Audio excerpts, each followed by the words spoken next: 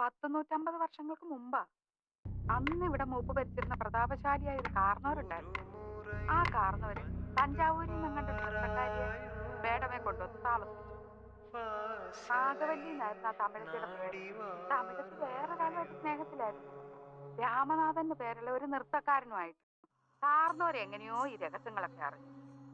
അന്ന് അർദ്ധരാത്രി നാഗവല്ലിയെ കാർന്നവരെ നമ്മുടെ കെട്ടിനിട്ട് വെട്ടിക്കൊന്നു.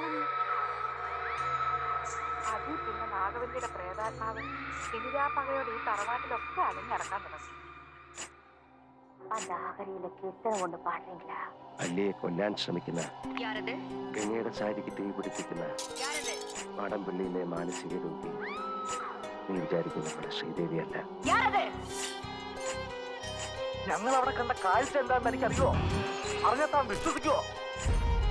തെക്കിനിയിലെ തമിഴത്തിയെ ഞങ്ങൾ നേരി കണ്ടോ? ആരോഗ്യ ആരത്? എന്റെ ഗംഗയാണ്.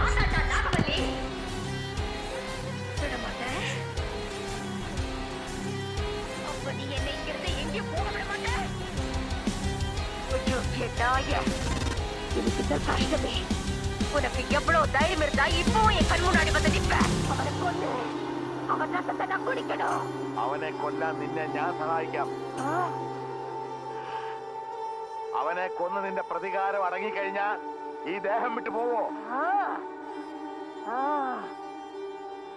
സത്യം സത്യം സത്യം സത്യം.